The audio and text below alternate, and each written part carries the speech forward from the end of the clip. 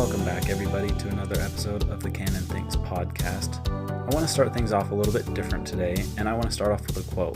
This comes from Mark Twain. He says, "Whenever you find yourself on the side of the majority, it is time to pause and reflect." Our guest for today's episode is currently writing a graphic novel. His name is Red Kaiman. It's called King Firepower. You can check it out on kingfirepower.net, and he's got the first 4 pages on there, so you can check it out. The first comic is supposed to drop in fall of 2020, so he's just doing some promotion here coming on my show. And in today's episode, we're going to start off just talking about this book called The True Believer. It was written by an American philosopher, Eric Hoffer, and this book is really good. It basically talks about what drives the mind of a fanatic and the dynamics of mass movement. The True Believer is a landmark in the field of social psychology and even more relevant today than ever before in history. It's called a brilliant and original inquiry and a genuine contribution to our social thought. It's a really good book, basically just talking about why people join social movements and how they come about in the first place. Red, welcome to the show. Well, thank you. Thank you very much. I've been enjoying listening to some of your episodes. Oh, good. Which ones have you listened to so far? I was listening to that one you're talking about, Maslow's hierarchy of needs. I thought that was kind of cool, and I think that's kind of very similar to what we're talking about. So what we're going to discuss is about Eric Hoffer's True Believer, which is about how mass movements begin, how political ideas sort of take root, how sort of ideas germinate into groups. Eric Hoffer, I believe, was hired after World War II to sort of deconstruct, how Nazism, how communism, how ideas like that, how they come to fruition. And the basic thesis of his book first it examines 2 archetypes. One archetype is called the man of words, which is the person creating the book, the sort of leader who has a philosophy. And the second type is sort of the fanatics, the ones who follow the ideas of the man of words. Since this is a philosophy podcast, I thought it'd be kind of cool to take a little step back, a sort of meta step back, and kind of see that. Yeah, definitely. So how does a person become a fanatic? Well, basically, anytime there's some sort of ideology that sort of feeds into a person's purpose, Eric Hoffer's whole thing was that whenever there is what he calls a creation of the new poor, that is people that have been recently economically displaced, sort of like what we're seeing right now, people try to search for ideology, they try to search for a reason to blame as well as a purpose when times are hard. And yeah, that makes sense.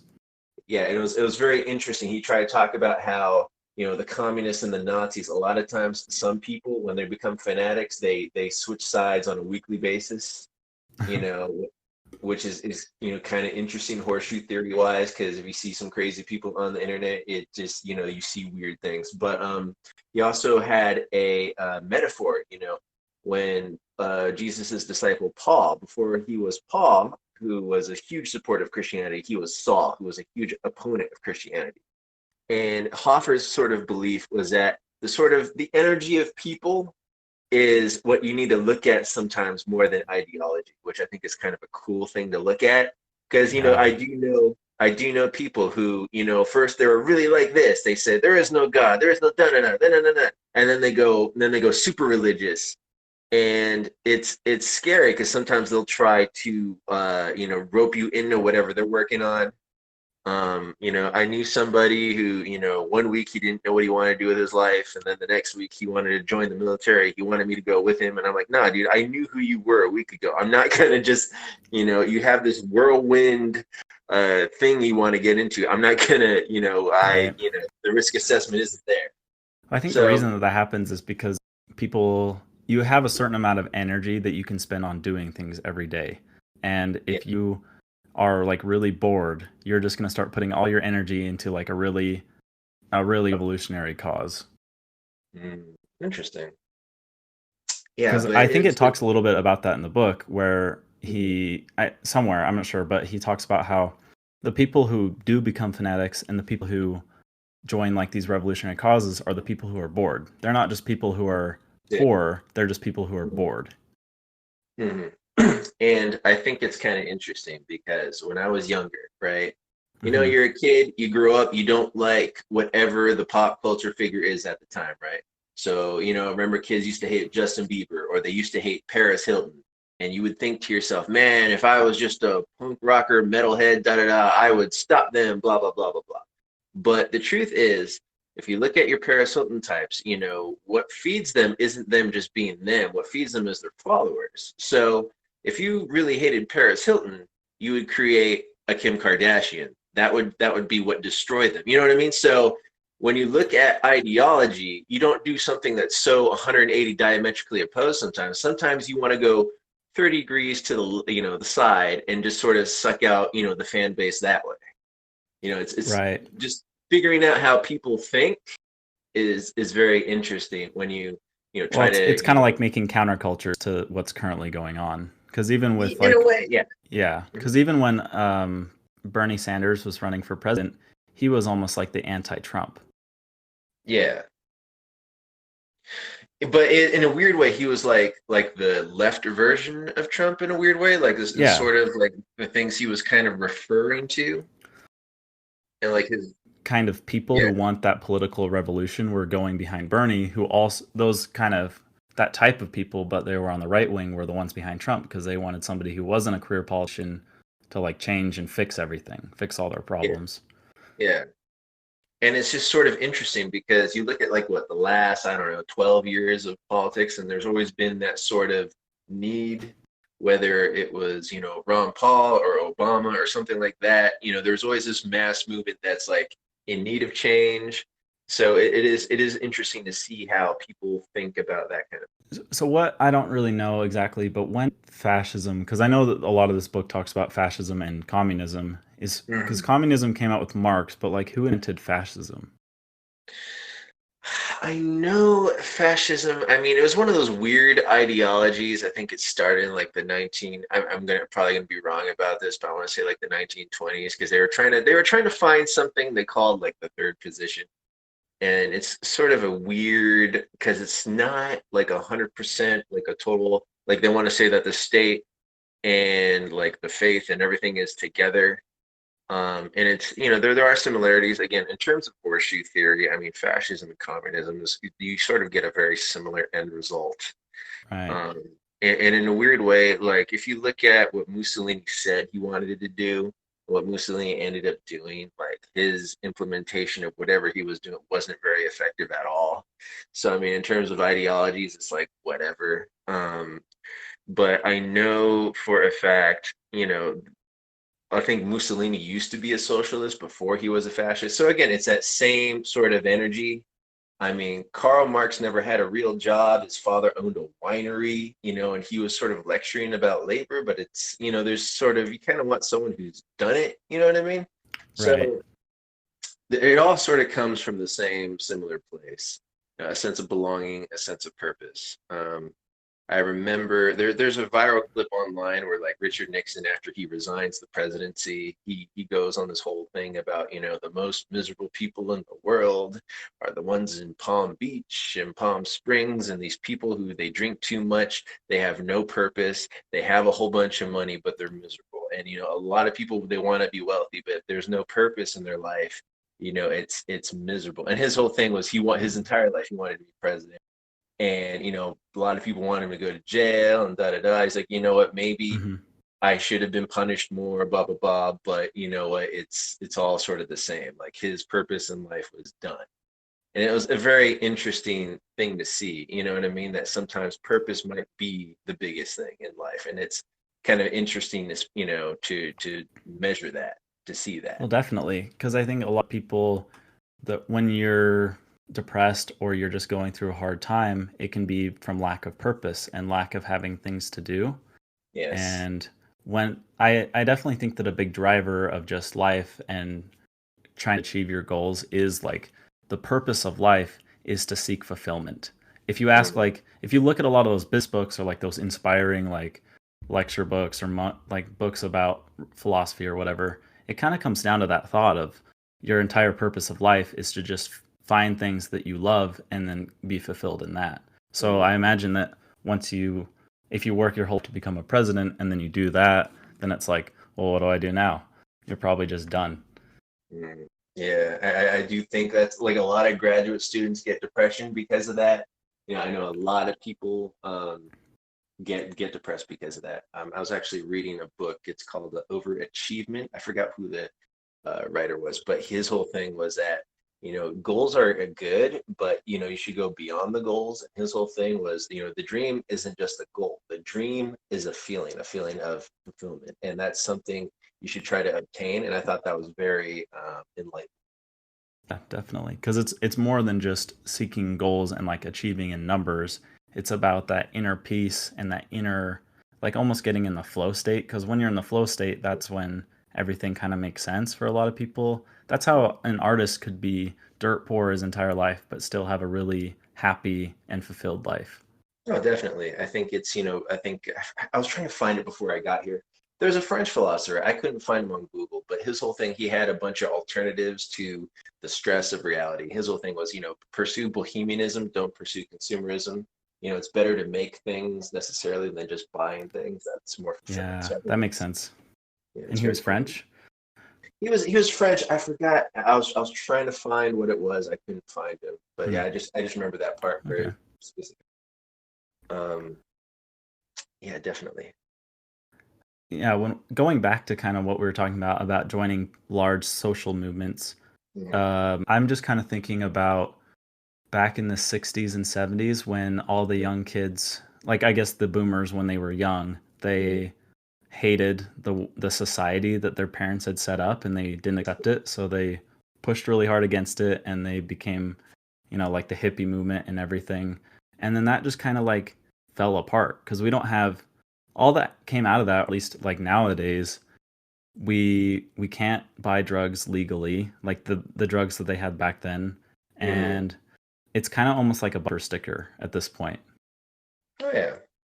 I think that was, one of the biggest complaints is that sometimes people feel like anytime they try to create something cool in this country and just in the world in general, it gets commercialized very easily.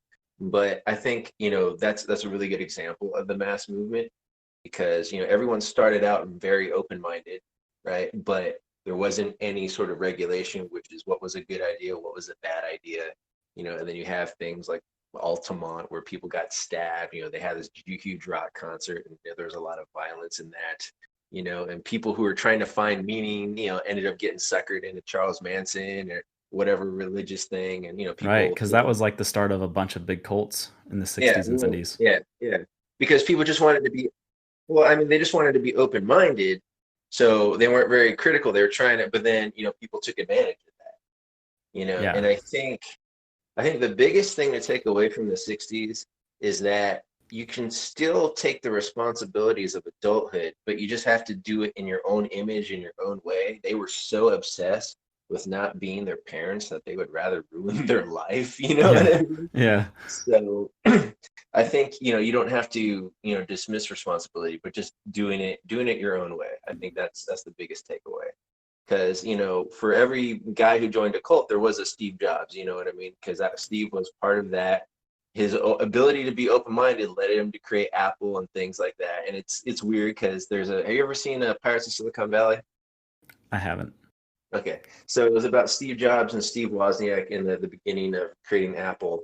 And at first, Steve is again, it actually ties into this because Steve was a very hippie guy and he hated IBM. IBM was the devil, the international business machine. It was about conformity, da da da. And he created Apple personal computers because he wanted you to be an individual, to live your life and connect with the world and everybody be together. But then they got to a point where first he shaves his beard, he puts a business suit on, and Wozniak goes, Steve, you used to hate working as much as your parents. Now we're working 90-hour weeks. We're working way more than our parents ever did. And that's the book. That's a lot of times they want to change these systems, but then they make the system more, they scale it up even more than what they wanted to intentionally. So I think that's a very, that's, in a weird way, it's a good example because I mean that's Yeah. kind of what happened. Well, it's almost like they're changing the system and they're reforming it in a good way instead of just like going into complete revolution. Because imagine all the brain power that went behind like those 60s revolutions if they had put those into maybe, I don't want to say better causes, but like more productive things. how much more innovation would we have had? But I mean, I'm a little cynical about it. Like, have you ever heard of Project Mockingbird? I haven't. Okay, so basically, I think it was Gloria Steinem. And she was a huge feminist in the 70s. And it turns out she was working with the CIA, and the CIA actually had a lot of informants in these student groups that Oh. their whole thing was divide everybody up as much as you can. With if if African Americans wanted to have their rights, they would say, well, what about women? Or you, this leader, it was Hmm. bad to his, and then it causes so much division and chaos that a real true system, a real true movement got divided from that. And there's a whole bunch of other parts of it, dismantling things. A lot of these groups, once drugs got involved, the whole thing fell apart. So yeah, there was a lot of external forces because of that. So it's just kind of crazy to see. Yeah, I do agree with what you're saying. There's a lot of loss of potential, but it's kind of sad to see the divisions that occurred because of it. That's crazy. The CIA went in and like broke up all these groups. They were trying to just do good things. Well, I mean, it's definitely, when people come to power like that, and things get hard, it's easily to manipulate. And you say things like, I'm more, oppressed than you are, and people get jealous. And, especially if you're living off of donations and one guy gets more donations than the other one, and a lot of, fighting occurs. What's crazy, it still happens today because, like, on Twitter, everybody's fighting each other and they all Mhm. kind of have like the same mindset. Like, they all want feminism, they all want like less racism in the country, and they all want like these things that they're all together, but they Mhm. fight over like they nitpick over the dumbest little things and they're always Mhm. fighting each other. And it's just such a waste of time. Mhm. And it's weird because they don't even know that they're participating in something that was socially engineered against them. That's done on purpose. And that's society at large. It's like we all had the same problems. It's like, for example, whatever happened to Occupy Wall Street? That's Oh, a yeah, that's a true. good that's a Because that that's a was going good on for like a couple months and then it just yeah. disappeared. Yeah. And then you're like, oh, okay, what happened? What happened after that? And to me, I think right now, I think the left really just needs someone who can talk to, who knows normal, you know what I mean? Like people who have jobs or whatever, you know what I mean? There just seems to be a disconnect.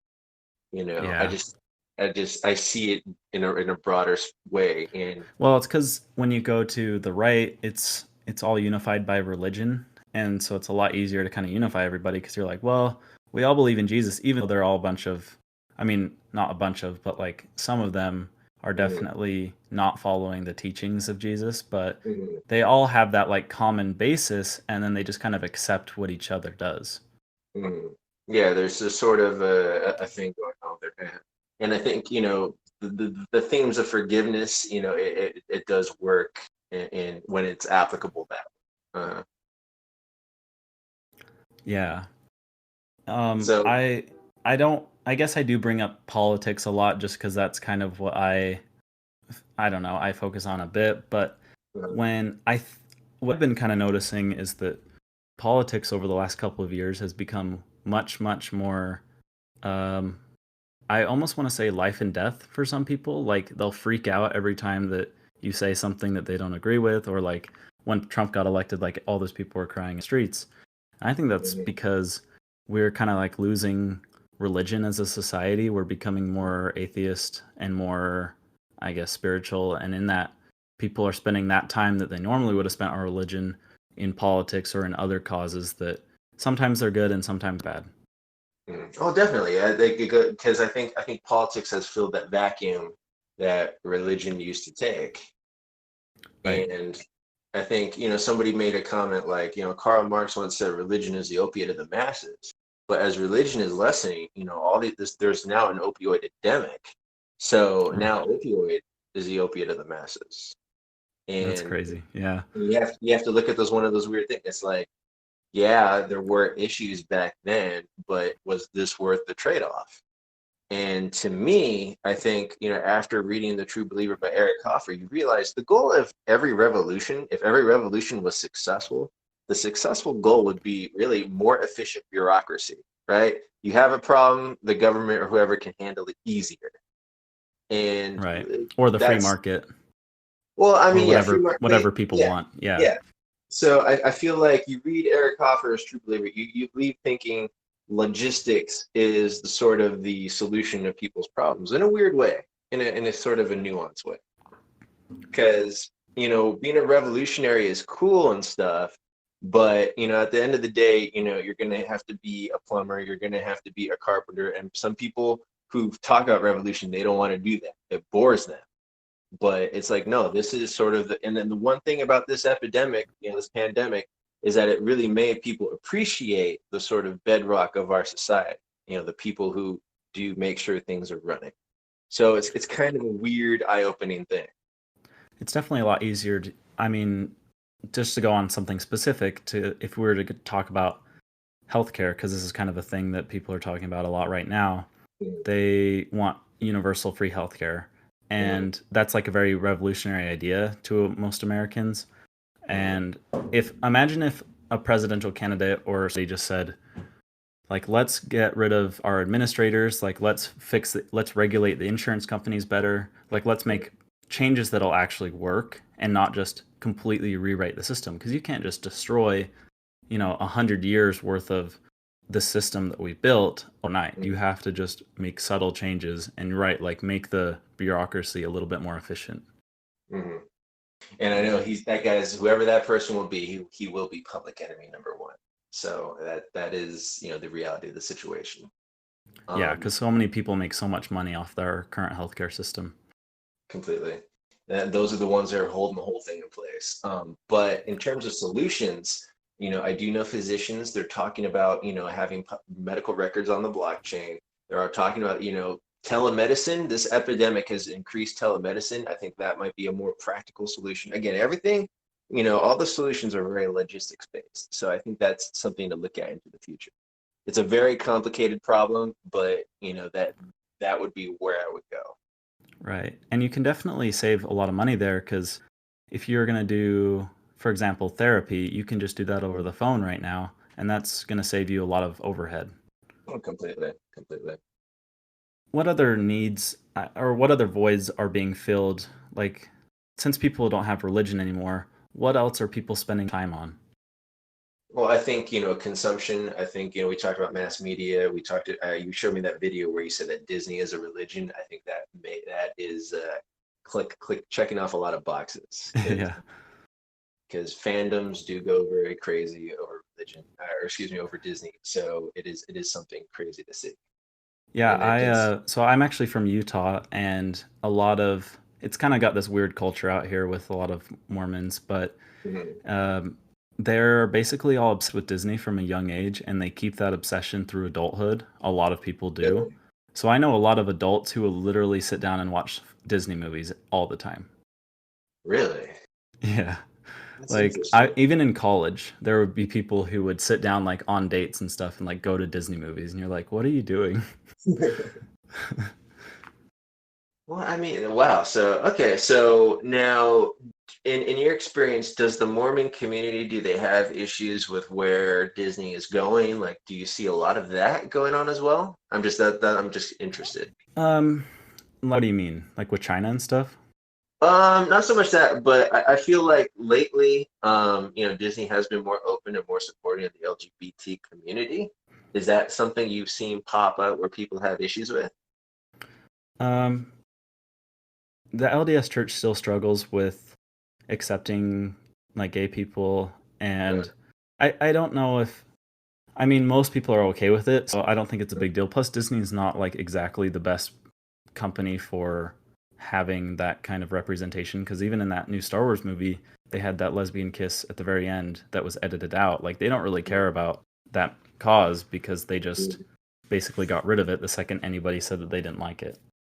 Yeah, well, I mean, it's because they edited it out in like Singapore and like other countries that Right. were frowned upon it. So it is a very insincere revolutionary thing going on. Right, because if you really cared about it, you would just say, well, screw you, Singapore, we're not going to show the movie here, or you're just going to have to accept this because you guys are the one that is wrong, not us. Okay. because you're basically validating them if you don't just kind of tell them off. Yeah. But other stuff, I don't know. I think a lot of it just comes from the fact that a lot of us, or a lot of Mormons, they grew up watching a lot of Disney movies, and Disney does have a lot of great things about it, especially some of the older movies, like back in the early 2000s, the 90s, because every character, when during the video that talks about Disney as being like each character is kind of a prophet within that religion, Yeah. and they all have things that they talk about, and you can definitely get behind that. I don't know exactly why it's like Disney is the thing that Mormons get behind, but it's kind of fascinating because a lot of people here are very obsessed with it, even as adults. Interesting.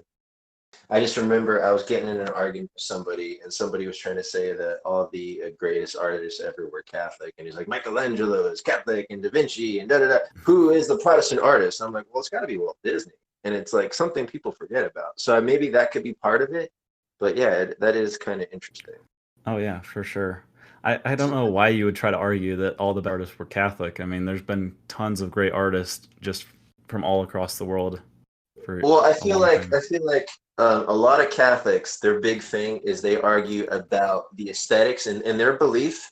Seeing the Sistine Chapel, seeing all those, the architecture, it's beauty, and they say that beauty is, showing God's creation. And they're trying to say that a lot of Protestant churches, you go to church, it feels like you're in a prison, and their whole thing was, why is this thing that's supposed to be so spiritual to you? Why do you make it look Yeah. so bad? So that was kind of their argument. Well, I mean, that's not really fair because the Catholic Church has thousands of years on top of the Protestants, plus like billions of dollars to work with. Definitely, definitely. But I feel like, and everybody, this is the part where everyone brings up like Joel Osteen's mansion and Oh all the yeah. goofiness and all the glass mega churches. Those are always the target of ridicule.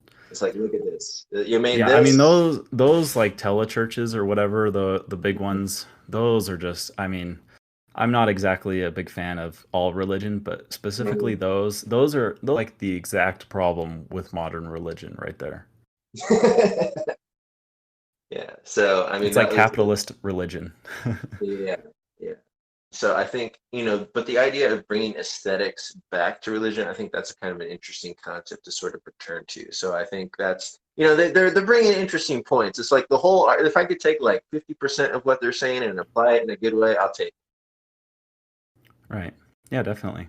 Well, and people can find solace and belief in anything. And if you just it. take bits and pieces and you make that work for you, that's all right. Yeah, definitely. That'd be And kind of cool. Have like a I think 3D religion, printed. I mean, if you be a good person through your religion Mhm, and you don't go join some dumb revolution or cult or something, mhm. then that's probably a good thing. Definitely. Yeah, but I think everyone has to understand that people also want to belong. It's a matter of faith. It's a matter of emotion, and people try to take that part out of it. If you're someone like Neil deGrasse Tyson, you go to universities, everybody loves you, and you go, why do people join religious groups? I don't get it. Ha ha. I feel like you're gonna. It doesn't really help your cause when you do that necessarily. No, because you're just alienating people. Yeah. So I think the psychology of religion and sort of, just accepting it in a weird way, yeah, I think that can work with a lot of people. Yeah, and I think one of the things that kind of happens when you lose your religion, especially if you Mhm, leave, like if you started in religion and then you left it, is mhm. that you have like this giant void in your life. And that's what Yes. you could fill with like politics or Disney or I don't Yeah. know, drugs. Yeah. And I think that can be, and you wonder at the end of it, instead of, just doing that, maybe it's about reforming, maybe it's about, okay, you had a pastor who lied. Maybe the answer isn't leaving, it's, getting rid of that pastor and replacing it with someone who's not lying. I don't know. It's one of those things where, if certain, there might be other solutions to it, but it's an interesting thing to see nonetheless. Yeah.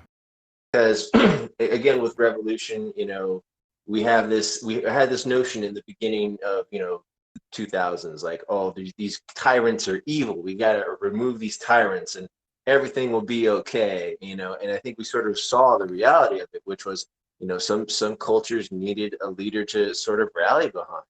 And that's why you have these power vacuums in the Middle East. And it was kind of interesting because I don't know why I saw parallels with this in the Star Wars movies, because it's like, oh, another sequel in the desert. Oh, okay, you know what I mean? But Yeah. I think at this time, because I was talking with somebody about the sequels, and I was like, you know what? I thought it would be cool if you talked about being a Sith Lord as an idea, and have it sort of be about killing the idea. Because you can fight as many wars as you want and as many different planets as you want, but if the idea is there, it's always going to be causing a problem. So I thought that was something I thought would be more interesting to talk about, sort of, destroying an idea. I think that's what really gets to the root of it. But you have to understand it, because a lot of times when the Iraq War happened, when Afghanistan happened, you had all these bureaucrats, you had all these people, they had their own ideas in their head, these static models in their head. And once they got to the sandbox, all that kind of went out the window. They were too stubborn to make their changes, So I do think it's kind of a weird thing now. Sometimes you have to see tyranny and just sort of, nudge it instead of, removing it completely. Yeah, and there's this weird idea that people are inherently trying to do things for evil, especially like when people become dictators of a country or whatever. Mhm. Especially when there's a big power vacuum in a country, I think that Mhm. most of those leaders are just trying to help. They don't Yeah. they don't deserve to just be overrun. Of course, also those terrorist groups that all come out of the Middle East, they're all funded by the US. It's like the US is purposely creating instability in most of the world. Mhm. Because look at Mhm. this South America, every single Mhm. time that they would have a political revolution, a Mhm. leader would come in, the US would topple it, and then there would be a Mhm. power vacuum and it would happen Mhm. all over again. Oh yeah, and that's been happening for years. So it's just been a crazy thing to see. Yeah. But we did do a good job, or at least what you had mentioned when we were talking about how Douglas MacArthur had left Emperor Hirohito alive after World War II to like maintain the stability of Japan. And that's what allowed them to become such a great country after the war. Well, I think it's very interesting because before World War II even happened, like I guess when MacArthur was in his 20s, he went on this tour of like all of Asia and India and China. And what he didn't realize at the time is that he gained insights into how, Asia sort of operates. And it was something that was so like ahead of his time, because the average like leaders would have no idea. And when MacArthur, he was basically in charge of Japan after the war. I think now they call him, what do they call him? Shogun, the Gaijin Shogun or something like that, Yeah. the foreign Hmm. leader. So he was in charge, and he kind of understood the Japanese in a way that other military leaders really didn't. So he knew, when he realized that, Hirohito was supposed to be this god. He was supposed to be this god. You were supposed to die for your god. And when he finally saw Hirohito and he realized he was just this guy and he wasn't even really in charge of the military operations, he wasn't really in charge of anything. And he was like, you know what? They're not going to listen to us if we do something to him. He really didn't do anything. It's not like Napoleon. He's not going to rally the troops and we're going to have to fight him again. Let's just, let him be here and sort of, allow the country to sort of transition back into peacetime. And it's very interesting how so Yeah. many like traditions that people frown on about Japan were actually started after the Second World War. Like the Japanese didn't start eating whales until MacArthur said they should start doing that because everyone was starving. Just little things like that. Wait, really? And I didn't know that they started eating whales after the war. yeah. That was a bigger thing because everyone was starving, and that was like, no, we got to start doing. And the thing about Japan is that it's so based on tradition and respecting your elders. Like the idea of like changing things all the time, that doesn't really happen. That's why it's so hard for them to stop. It's not like the U.S. Well, I mean, they definitely have a completely different culture because I remember the story about how they had, after the war had concluded, there were still like little squads of Japanese soldiers out in like various islands, like in the Philippines, and they were Yeah, still killing civilians, and they didn't yeah, realize that the war was over, and they wouldn't. So like they would drop over airplanes, like they would drop leaflets saying that the war had ended, and like they'd give them mhm, newspapers and stuff, but they mhm, wouldn't believe it unless their commanding officer actually went to them and told them that the war was over. So there was one mhm, dude who was like out in this random island. I can't remember which one for like 30 years. He was out there till like the Yeah, 70s, and then yeah. his commanding officer heard that he was like still out there killing people, flew out to this island, told him that the war was over, and then like the dude went back. And I just can't imagine, like, you have to be so indoctrinated and fully believe in this cause, because I can't imagine just like hunkering down on an island for 30 years thinking that you're doing a good job. It is kind of an interesting thing to think about. Yeah, but it's definitely. I mean, that's the power of belief, I guess. Yeah. Well, and that, I mean, that shows just the motivation, I guess, behind a lot of these other causes. I mean, even like the anti-communist movement in America during the 70s, when all these people believed that communism was like truly the devil, even when Right. you just look back now, you're like, they're just trying to do their thing. Like they're just trying to survive as well. But they flipped out about it, and then basically, I mean, there are still people to this day who believe that communism is like literally the devil. Yeah, yeah. I think it is kind of crazy that, well, not only that, especially with like politics and stuff, where they try to demonize people. Like I always think it has the opposite effect.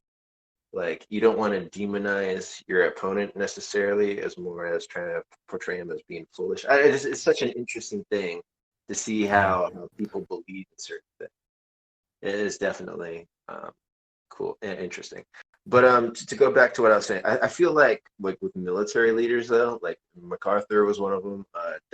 Norman Schwarzkopf was another one. He was the commander of Desert Storm, and Schwarzkopf grew up in Iran, so he understood certain things that like a lot of people didn't, regarding how the Iraqis kind of what their belief system was, and I think that is what made Desert Storm a lot more successful than the second time around.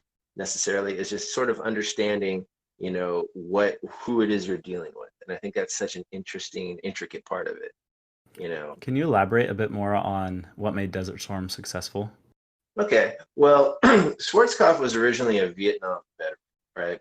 And initially, he saw that the ideas, the way the soldiers acted, alienated the Vietnamese around him. And as he was promoted to general, and he was originally, when he was promoted to general, it was back in 1989 or something. They were saying that they were convinced that the USSR was going to do an invasion. And Schwarzkopf said, "No, I don't. I'm not worried about the USSR right now. I'm worried about what's going on in the Iran-Iraq war. This is when Iran and Iraq were attacking each other, and that's when things got kind of crazy." And I'm trying to wait, hold on. And let me see, because at that point, oh, okay. So I guess there was an issue where Kuwait told Saddam Hussein that if Saddam defended them from the Iranians or something, Kuwait was going to give Saddam his oil or something. There's something like that, Okay. um, and then that's why that Saddam was angry about what Kuwait did to him. That's why Saddam invaded Kuwait. And Schwarzkopf, being a sort of a Vietnam vet, he was afraid of kind of domino theory of this. I think the King of Jordan tried to be a mediator between the Kuwaitis and Saddam didn't want to let anything down. So Schwarzkopf was like, no, we got to operate right now. We got to be fast about it. We don't want this thing to get out of control. So, when he initiated Desert Storm, he also said that he wanted the soldiers to be respectful of the Islamic beliefs that the people down there were believing. He wanted them to be more in touch with that. He didn't want it to be people being alienated like they did the Vietnamese back in the Vietnam War. So there's little things like that that Schwarzkopf kind of understood, that it was much. He was the right guy at the right time. If somebody else, it wouldn't work. You know. I What also think changed to the second invasion? I think what changed is that the bureaucracy after 9/11, it was more of a knee-jerk reaction than anything. I also Mm, think personally, and this is something I didn't find out till way later, Saddam was trying to abandon the petrodollar, and their whole thing was we need to maintain our fiat money, which is backed by the petrodollar, and we need to invade Saddam because we don't want any economic issues. That's just the same reason that Gaddafi really got invaded. Gaddafi wanted Africa to adopt one currency known as the African dinar, and he was supposed to be the guy at the forefront of this. And the U.S. is like, no, we got to stop this. And that's why. Have you ever heard of Liberty Dollars? I haven't. Okay.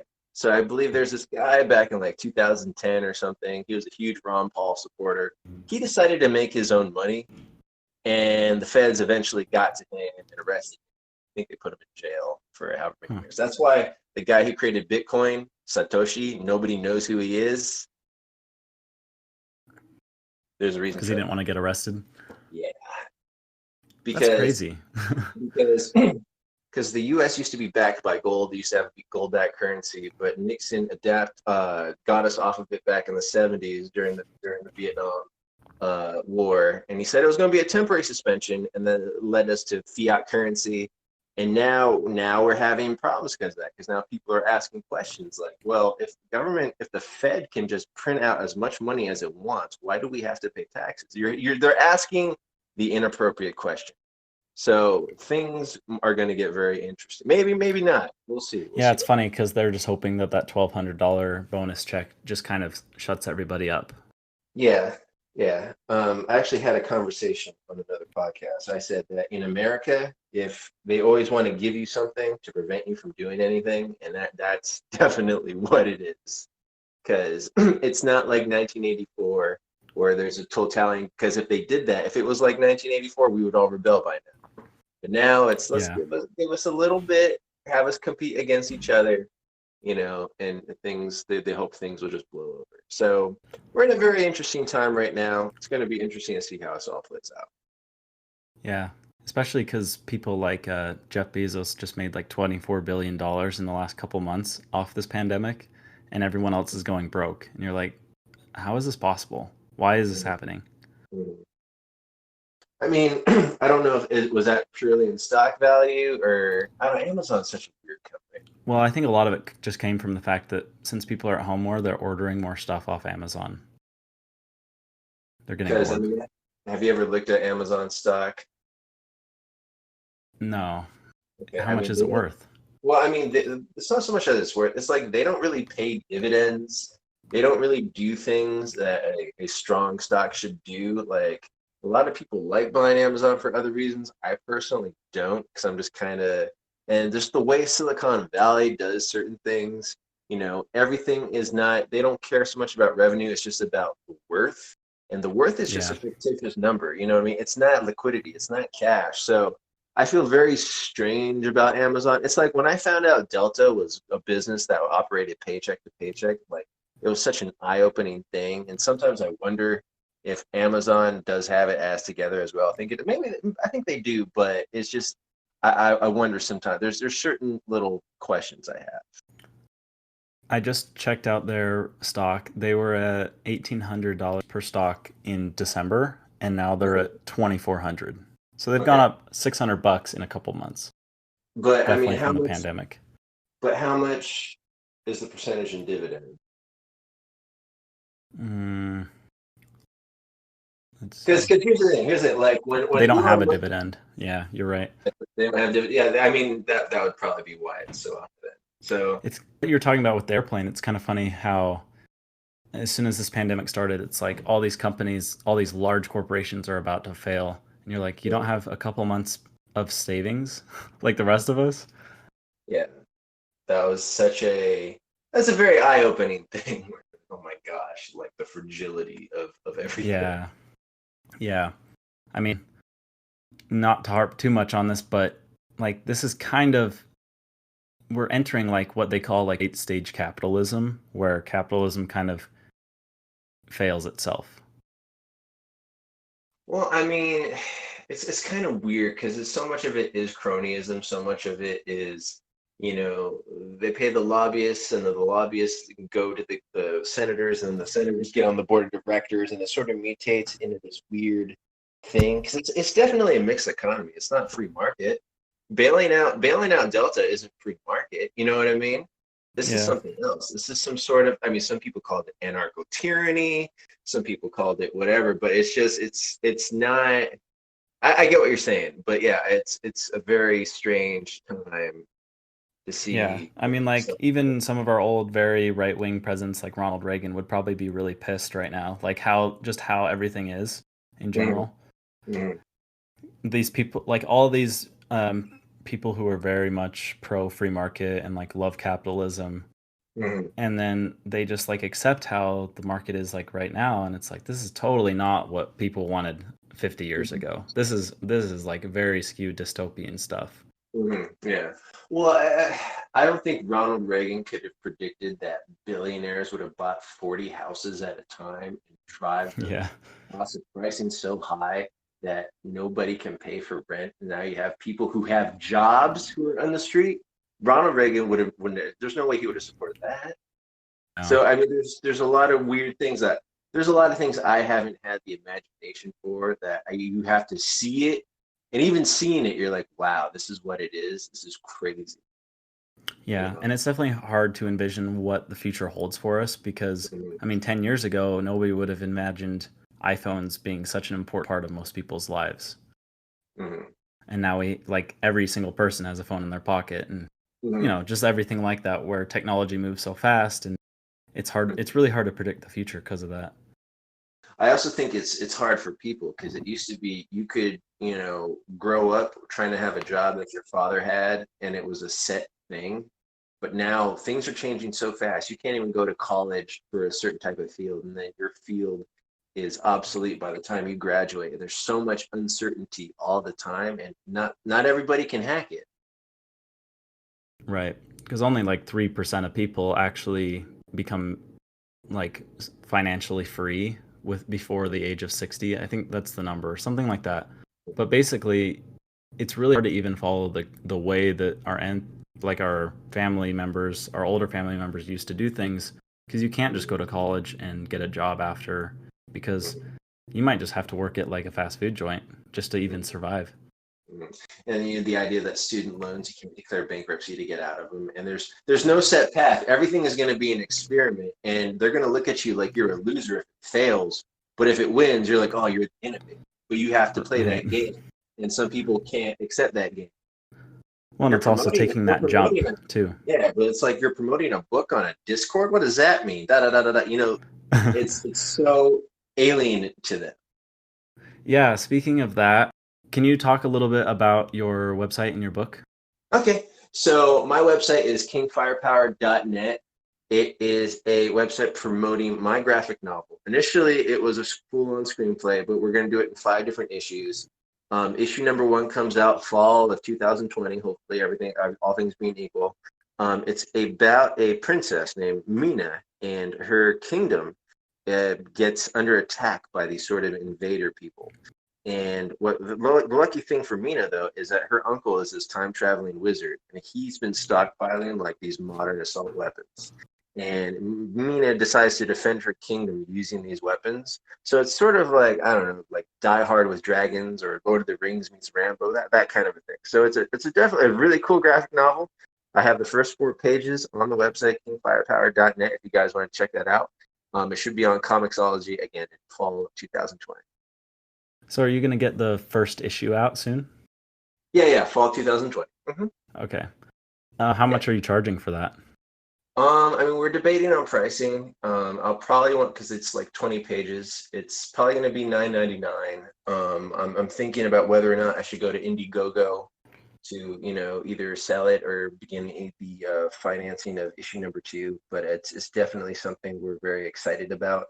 The artist and I who are working on it. So yeah, Yeah, I'm it's on your gonna website now. The artwork is really, really good, and it looks like a fun story. Plus, this dude has a gun, which I was kind of not expecting that. yeah, Well, it's cool. it's Well, I appreciate you coming on the podcast and talking about this, and I hope your book does well all right. as Thank you well. very much. And our outro music today is provided by Kudasai. It's called A Light of Mine.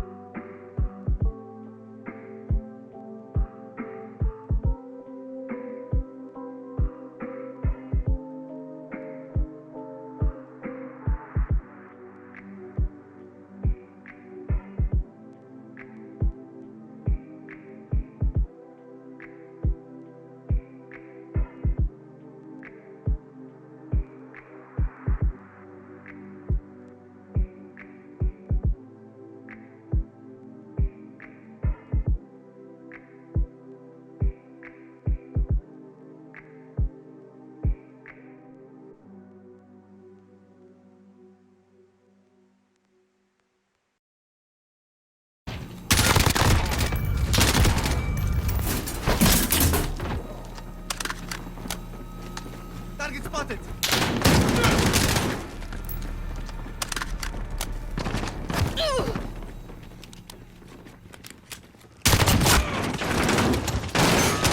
Take control. We're taking the HQ. Enemy at the center. Secure the HQ.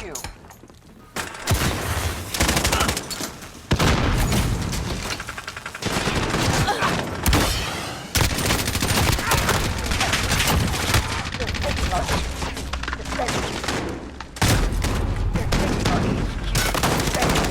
Reinforcements are unavailable at this time. Our HQ is offline. Reinforcements on the way. Almost done here. Ready up. Enemy at the center.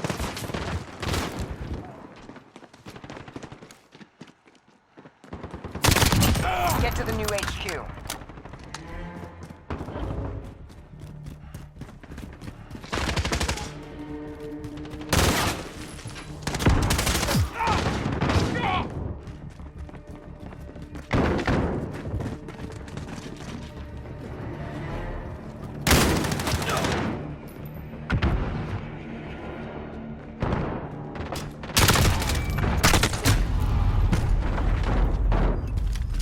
HQ active. Control it. Securing the HQ. We've secured the HQ. This is our fight. Stay focused.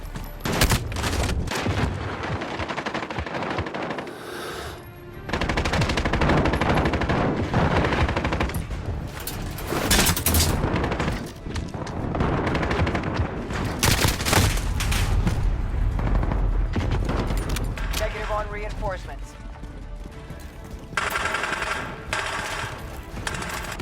Our HQ is offline. Reinforcements on the way.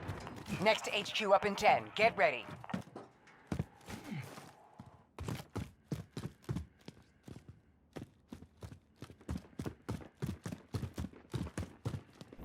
Get to the new HQ.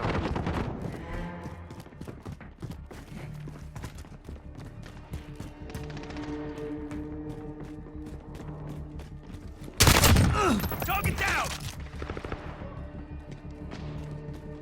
Enemy movement! There!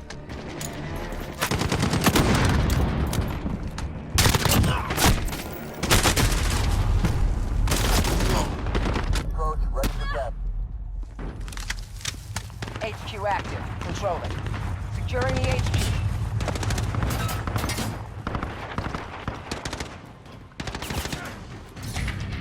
HQ is ours.